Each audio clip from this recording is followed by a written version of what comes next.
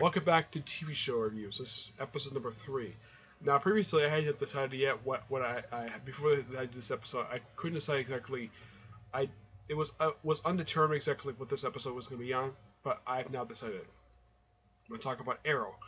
But here's kind of the thing. I've already talked about my thoughts in the first 4 seasons of the show. So basically, this one is good. I'm just going to talk about the current the previous season of the show, season 5. I'm also going to talk about the opening episode of the season, and I'm also getting my thoughts on the opening episode for the current season of The Flash. Because last episode I talked about The Flash, so why not talk about the opening episode? And don't worry, next episode I'm definitely going to talk about Legends of Tomorrow. I'll give my opinions on the first 2 seasons and the opening episode of the current season. First up, let's start with this current season, season 5, where because the fact after the events of the previous season, pretty much the team sort of kind of like broke up. So, and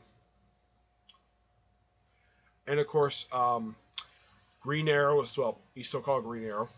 I should also point out before I get to basically the events of season 5, I should point out a flashback. Yes, there was a flashback.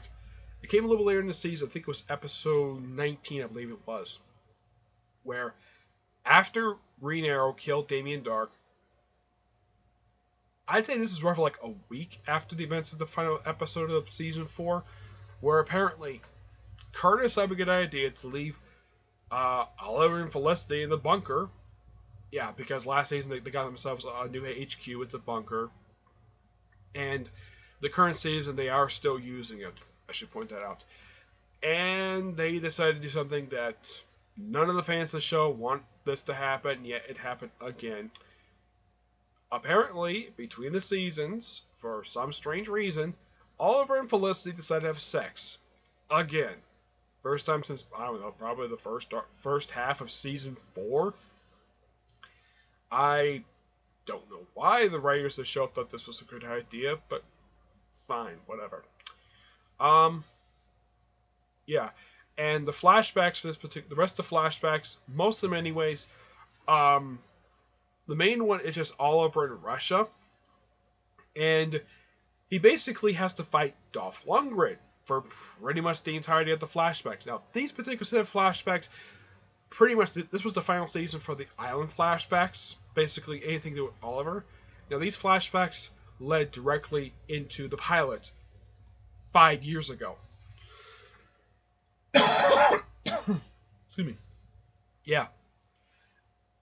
That simply put the whole point of this. Basically, Oliver going to Russia, killing Constant Kovar, basically the name itself is a nod to Red Star, but this character has nothing to do with Red Star. He's a member of the Russian mafia, the Bratva. And Anatoly, aka the character in the comics, is KG Beast. In the show, he's the leader of the Russian mob. Well, one of the sections of it. And they pretty much have to just, well, try to kill Konstantin Kovar. At one point, Konstantin decides to just try to overthrow the Russian government with gas, of all things. Oh, yeah. And guess who gave him the gas? It was sold to him. He purchased the gas from Malcolm Merlyn. In his only time in the flat, one of like 3 episodes in this season that he actually physically appears in. This episode of flashbacks doesn't interfere with Legends of Tomorrow. Yeah. So, this is, I think, the second time in the flashbacks that they've actually seen Malcolm Merlyn in the flashbacks. Fine, whatever. But yeah, and then, of course, in the final episode that deals with the flashbacks for Island, the Oliver does finally kill Constant Kovar, get the rush to put on the outfit that he's seen in the pilot, and the rest of the stuff is just basically stuff seen in the opening, like, 2 minutes of the pilot. And of course, something new, I thought this was really ingenious. They didn't show this in the original pilot, in the actual pilot show on the show, but Oliver does something that I kind of expected him to do. He calls his mother. And from what I can tell, this is new footage, not stock footage. This is, how should I put this? Basically, they brought back Susanna Thompson. First time she's actually in a physical appearance, not hallucination, mind you, though she did kind of appear in a hallucination in the 100th episode of this particular season. But this is the first time she's physically seen on the show, not as hallucination, first time since season 2. Yeah. So yeah, there's that. There's a backstory explanation for Curtis, where not Curtis, Renee, who was Wild Dog. Basically, stuff that happened. Apparently, from what I can tell, this happened before the events of season 4, where it basically happened with his wife and showing his daughter when a couple times seen in the show. Of his wife dying because of the whole thing with drugs. And it was a pretty good set of flashbacks.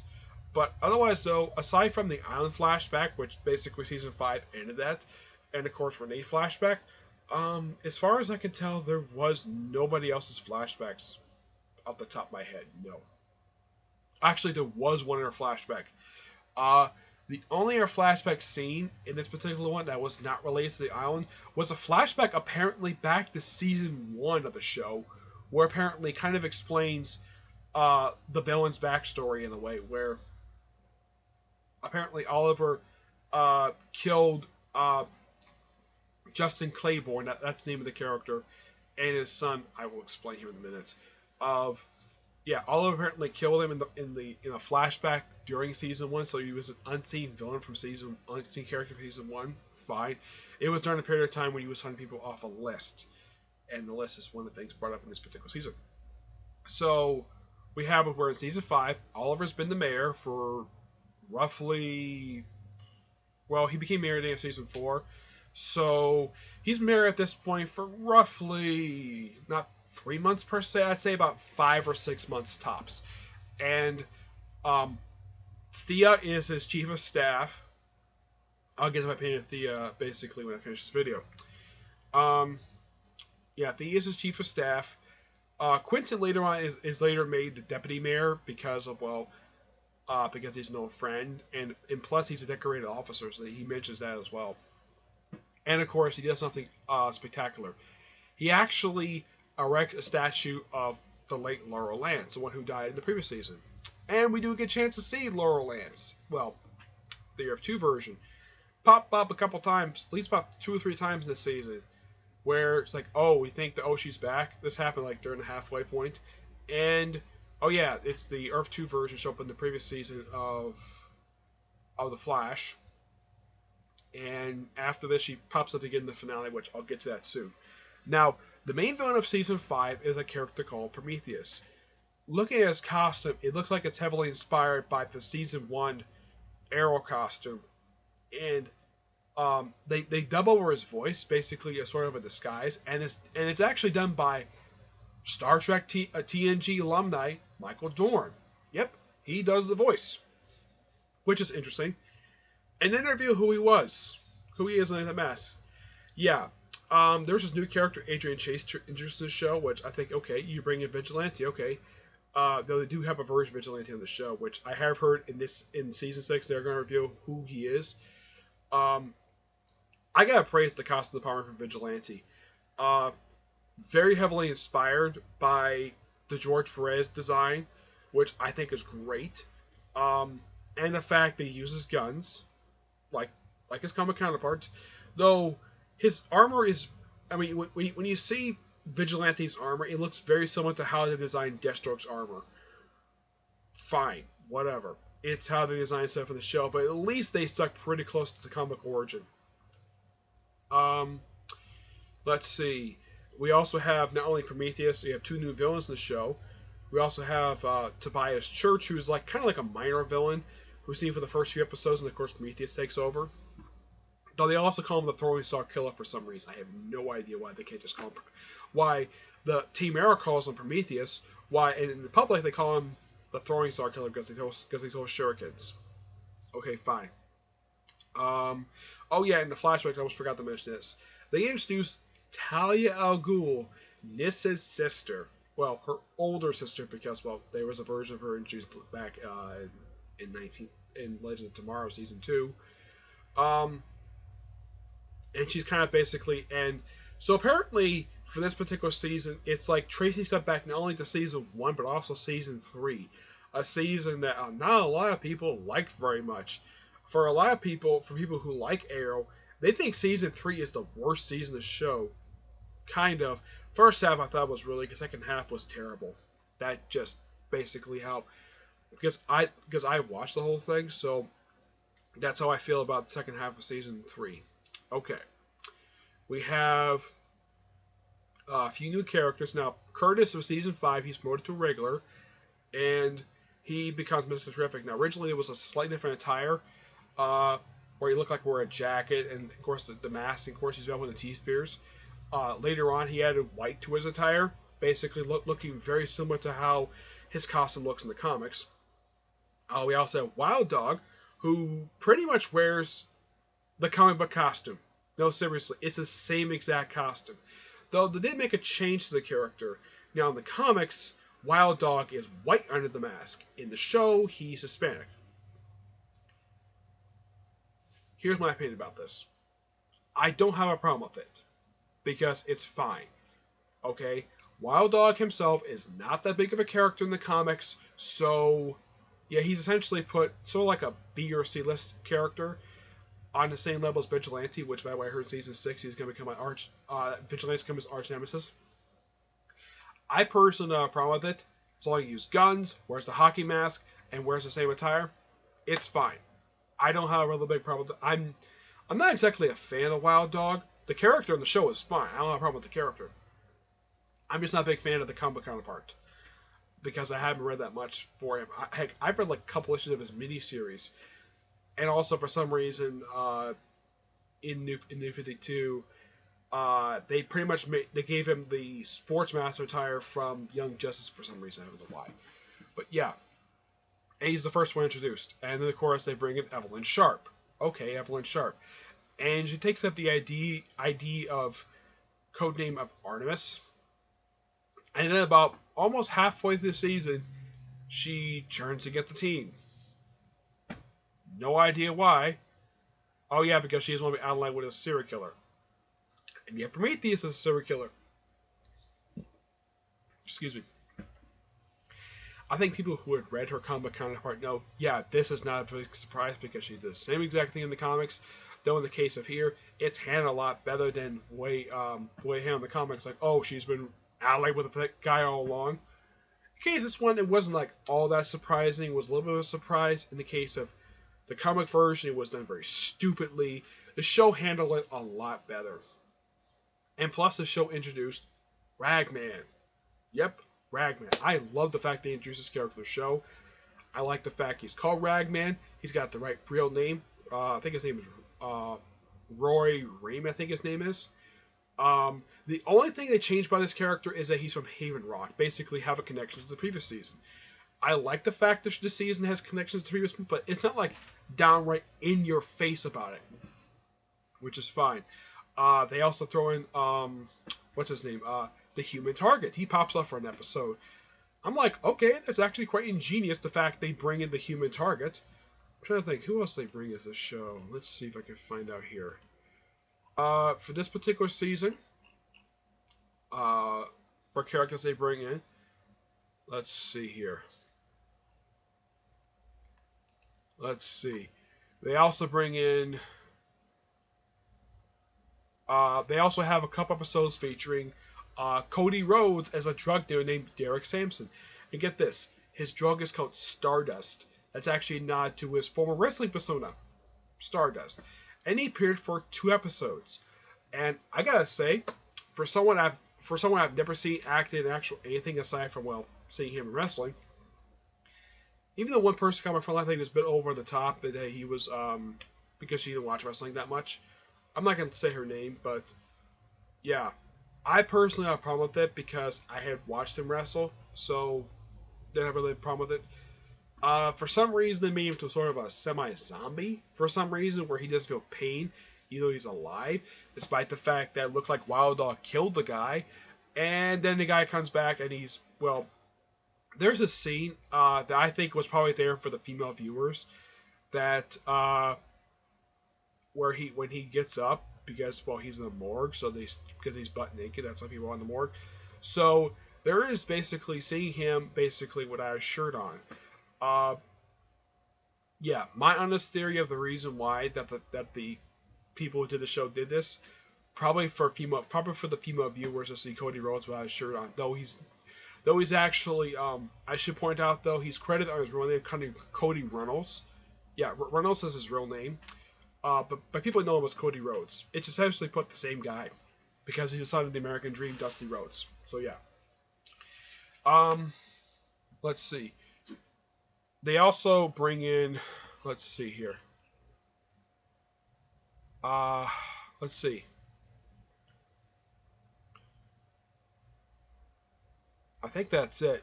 Yeah, they also bring in this organization called Helix, which deals with the Felicity and the whole thing of, well, her becoming basically more of these hacker people. And toward the end of the season, they disappear after they get the guy who founded Helix. I don't know if this organization from the comics or not. I don't know. It could be original. I know the character herself, the character who sort of deals with Helix, is not from the show. Though she gives Felicity a program called Pandora. Maybe that's a nod to Pandora herself from New 52. I don't know. What else? Slowly along the way, we get a chance to see stuff slowly develop. We get a chance to see that Prometheus himself didn't necessarily want to kill Green Arrow. He just wanted to ruin his reputation. Just destroy him. One piece at a time. And eventually reveal who he really is in the mask. And it's Adrian Chase. And his real name is Simon Morrison. Now here's something I think is quite odd though.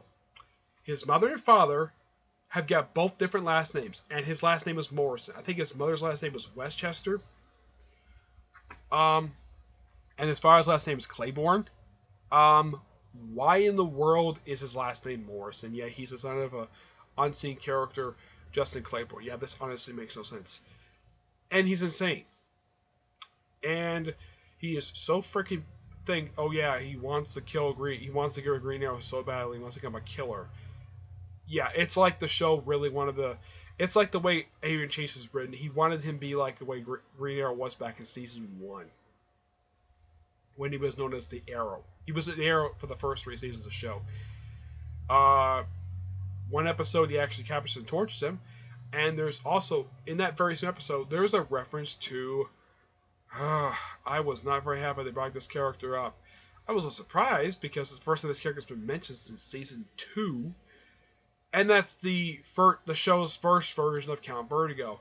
The one who's a freaking drug dealer. The one who was a drug dealer calls himself the Count. I'm like, seriously? You bring up this guy? Okay. Now, I should point out that the second one, I like this guy a lot better. He was referenced in the flashback in between seasons 4 and 5. Of the Green Arrow basically because he escaped during a jailbreak in the previous season, so they captured him. And apparently he tried to come next Damien Dark. Yeah.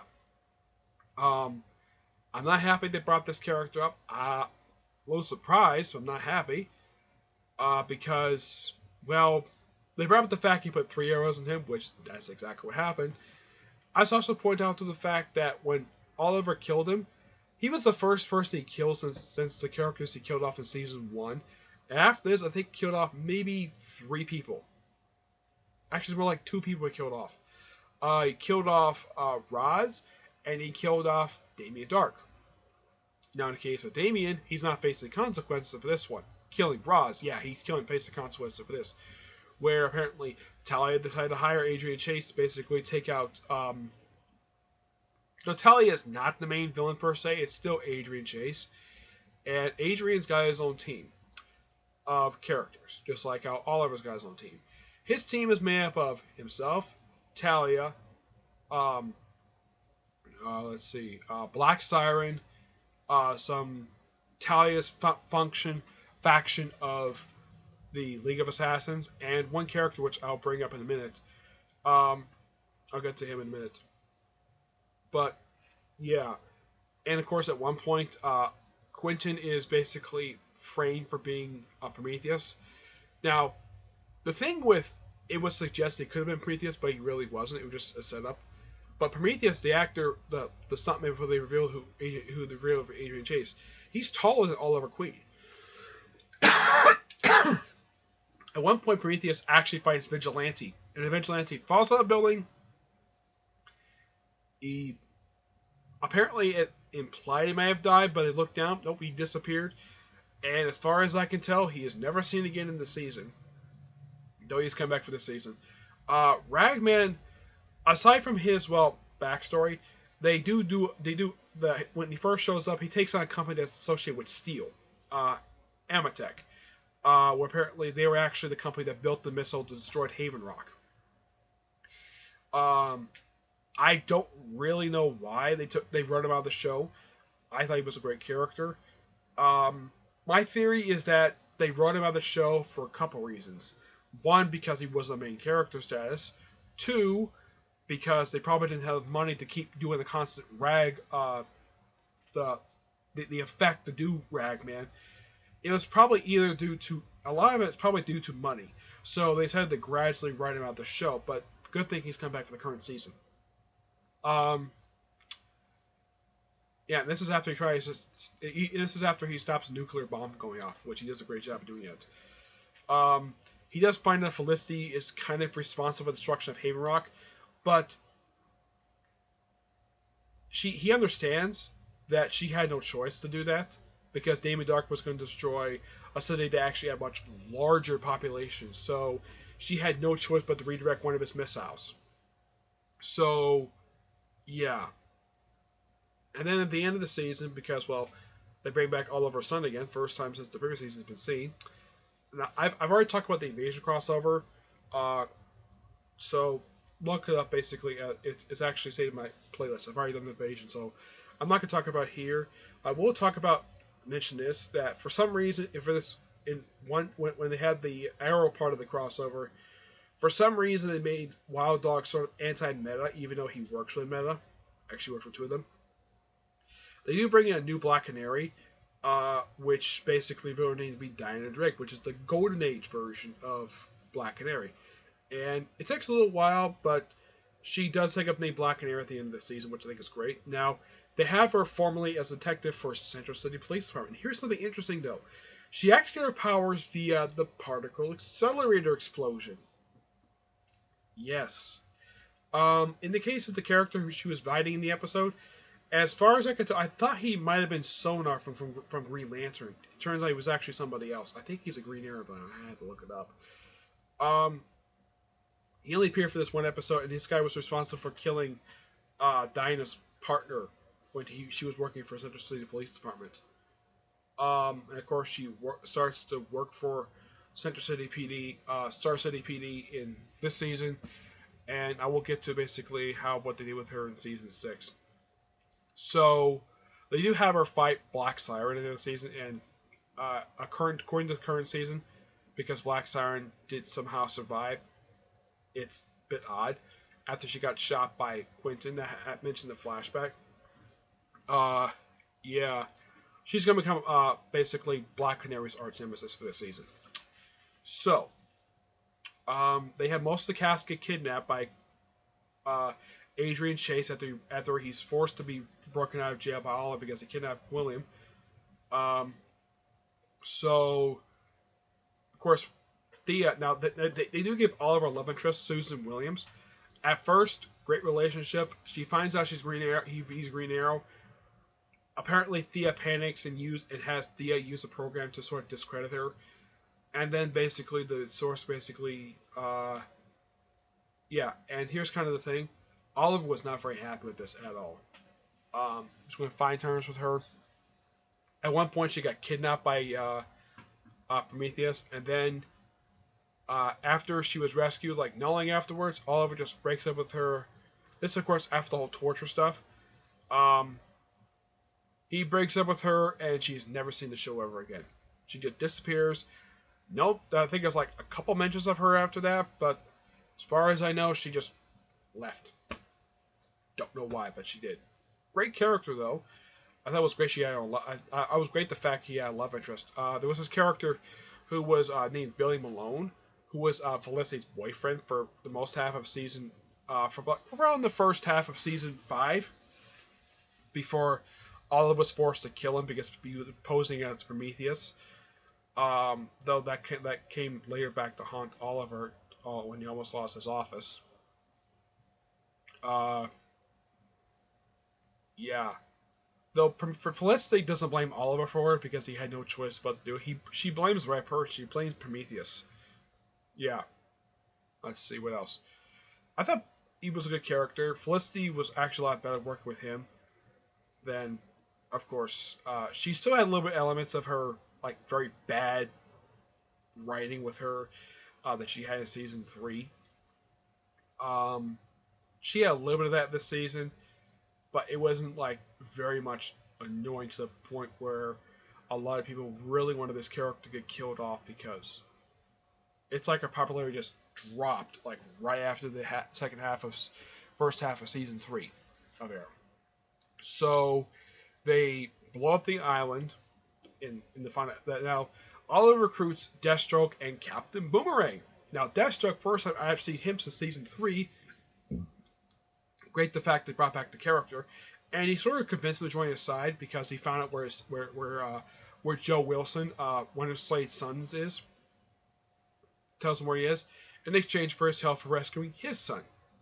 Which, okay, and apparently Slade is cured of his Mirakuru. It's complete out of his body. He's no longer insane. Fine. Oh yeah, and then the next episode somehow he recruits Captain Boomerang of all people. I'm like, seriously? You recruit Captain Boomerang? A character who only made 2 appearances prior to this. Back in season 2.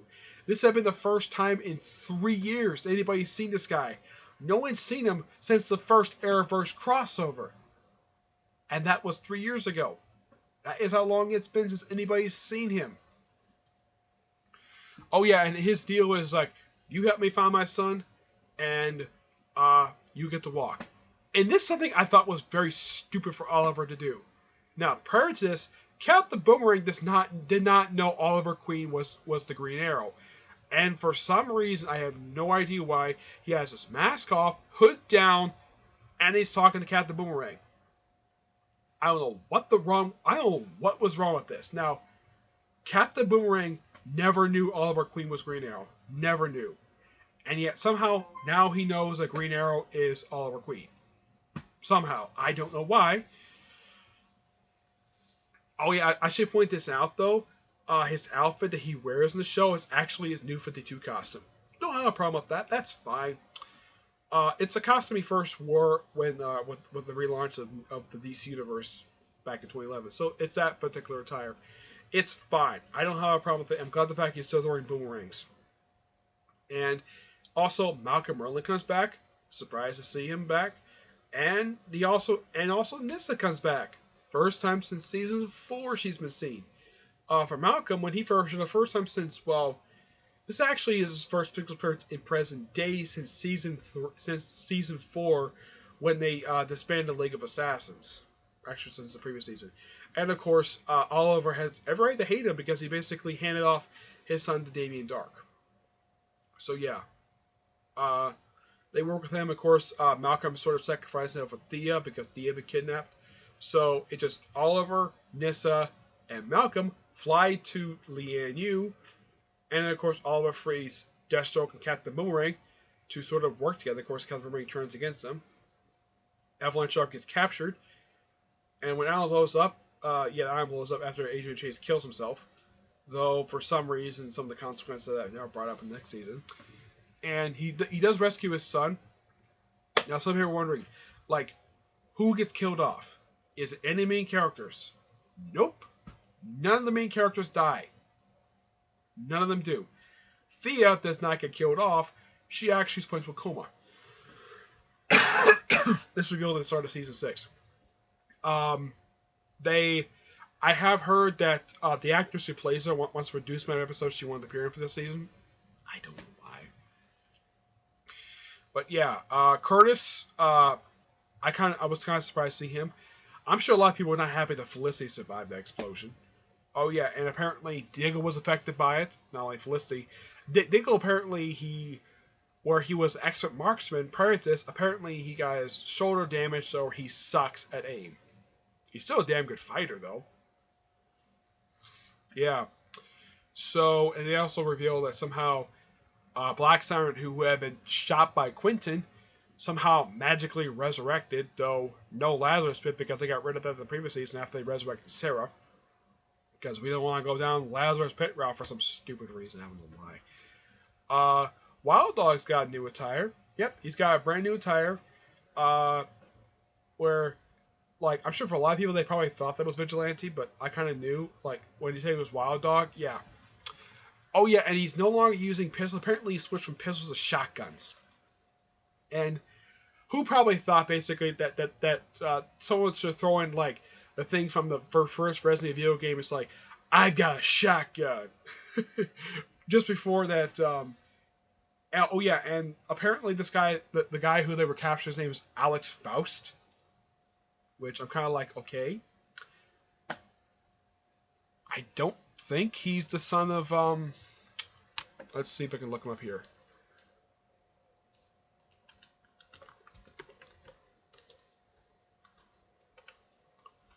I think he's the son of Felix Faust, if I'm not mistaken. Let's see. Let me look it up here. His kids.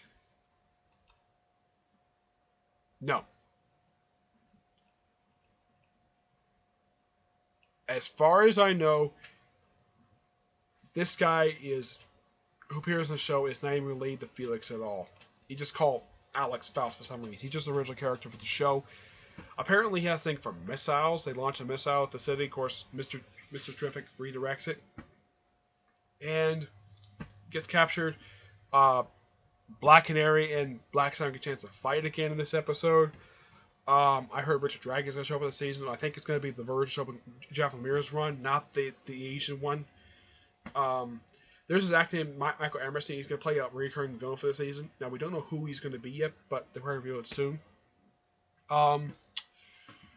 And one of the things that really kind of bothered me about this particular jump is that somehow Diana Drake goes from a patrolman to a lieutenant in 5 months. That honestly makes... I get maybe she probably took a detective exam, fine. But how in the world did she rise up the ranks that quickly in 5 months? I'm glad that Captain Pike is still there. Great character. He got stabbed in season 5, and of course comes back. It's fine the fact that he came back because, well, they probably need a amount of time to recover from being stabbed. Yeah, so who died? A character who only popped up a few times in the show.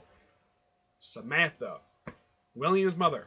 And of course, William decided to live with Oliver in the apartment he got back in season 3, which he's still living there. And it's kind of hinted at that Felicity and Oliver may be a thing. Who knows? It's never stated. Though I've heard a rumor that Diana and Oliver can hook up. That'd be interesting. Let's see. Talia, as far as anybody's concerned, she's dead. Nissa, I don't know what happened to her. She just disappeared. She could probably come back. Who knows? Let's see. What else? Deathstroke is basically going to go get his son. Apparently he's in Calgary. Okay. I have heard he's coming back for episodes 5 and 6, which I think is great. Let's see. What else? Not much else to say, but the one character I've got to talk about is Thea. It just seems like the actress is bored. Yes. And she's probably the most annoying character in the show. Probably a little more annoying than Felicity is. But it just kind of seems like she just doesn't want to be there. That's the way she's written it. It's like the actress is just bored. The actress who plays her seems like she's just really bored playing Thea.